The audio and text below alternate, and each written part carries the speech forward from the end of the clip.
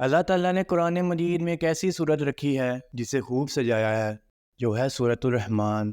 اللہ تعالیٰ نے سورۃ الرحمن کے الفاظوں کے اندر ایک خاص قسم کا پیٹرن رکھا ہے، جس کی ویو فریکوینسی سے کافی لا علاج بیماریوں، ڈپریشن کا علاج موجود ہے۔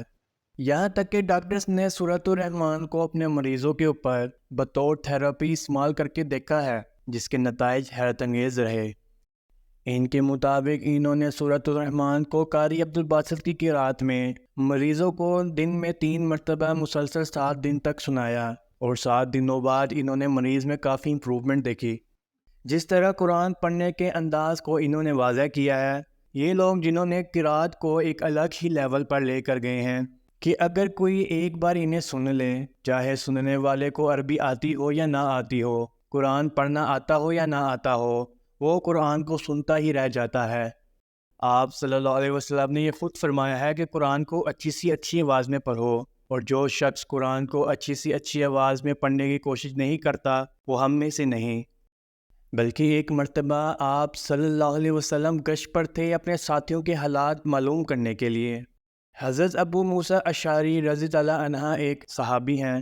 ان کے گھر سے آپ صلی اللہ علیہ وسلم کا گزر ہوا، اور وہ رات کو تہجد پڑھ رہے تھے، کھڑے ہو کر قرآن کی تلاوت کر رہے تھے، تو آپ صلی اللہ علیہ وسلم کو ان کی قرأت بہت پسند آئی اور کافی دیر تک سنتے رہے۔ لہٰذا آپ صلی اللہ علیہ وسلم مسجد میں تشریف لے گئے، اور صبح فجر کے وقت ان سے ملاقات ہوئی، تو آپ صلی اللہ علیہ وسلم نے تحسین کے انداز میں فرمایا، اے ابو موسیٰ، تمہیں تو آل داؤد کے سازوں میں سے ایک ساز اللہ نے عطا فرمایا ہے۔ ایک اور موقع پر آپ صلی اللہ علیہ وسلم نے فرمایا کہ جس طرح کان لگا کر اللہ قرآن کو سنتا ہے، کسی چیز کو نہیں سنتا۔ قرآن مجید میں سورۃ الرحمن اس اعتبار سے بھی ممتاز ہے کہ اس کی 4 آیتوں کو اگر آپ غور کریں تو اس میں عجیب حقائق سامنے آئیں گے۔ اس کی پہلی 4 آیات میں 4 چوٹی کی چیزوں کا ذکر ہے۔ اس کی پہلی آیات ہے الرحمن۔ رحمان کیا ہے؟ اللہ کا نام۔ اللہ کے ناموں میں سے سب سے پیارا نام رحمان ہے۔ اس کا معنی ہے رحمت۔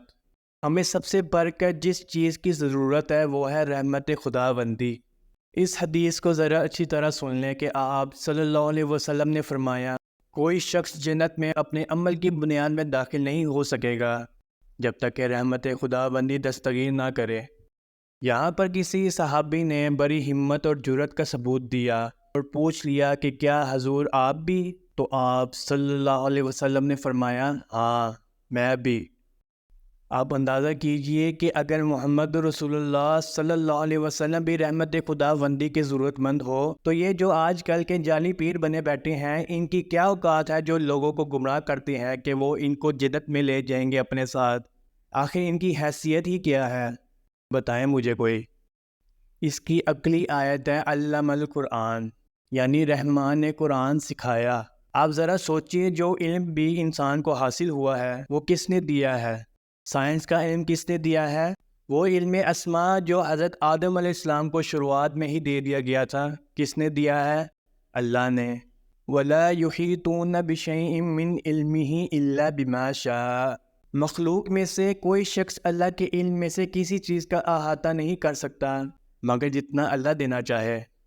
آگے آتا ہے خلق الانسان، انسان کو پیدا فرمایا۔ اس کا کیا مطلب ہے؟ یعنی اس کی تمام مخلوق میں اس کا کلائمیکس، اس کی تخلیق کا معراج، اس کی تخلیق کا نقطہ عروج انسان ہے۔ اب اس کی اگلی آیات جو ہے علمہ البیان، جو صلاحیت انسان کو دی ہے، اس میں چوٹی کی صلاحیت بیان ہے۔ آج اگر انسان جدید انوینشن کر رہا ہے، اسپیس میں سیٹلائٹس بھیج رہا ہے، لوگوں کے ساتھ مل جل کر رہ رہا ہے، اپنا نالج شیئر کر رہا ہے، تو اس کے پیچھے صرف ایک ہی ایسی چیز ہے جو اللہ نے انسان کو عطا کی ہے، جو کہ کسی اور جانور یا پھر کسی زندہ چیز میں نہیں دی گئی۔ وہ ہے بولنا اور اسے سمجھنا، the knowledge of speak۔ اس کے متعلق آپ صلی اللہ علیہ وسلم کی ایک حدیث ہے جس کا مفہوم کچھ یوں ہے کہ بعض بولنے والوں کے الفاظ جادو کا اثاثہ رکھتے ہیں۔ تاریخ میں دیکھیں تو کافی بڑے بادشاہ، لیڈرز یا پھر دھوکے باز لوگوں نے اپنے الفاظوں کے جادو سے لوگوں پر حکومت تک کی ہے۔ بولنے کی حص ایک ایسی سپر پاور ہے کہ آپ کسی کو بھی بغیر ٹچ کیے اسے غصہ دلا سکتے ہیں، اسے موٹیویٹ کر سکتے ہیں یا پھر خوشی دے سکتے ہیں۔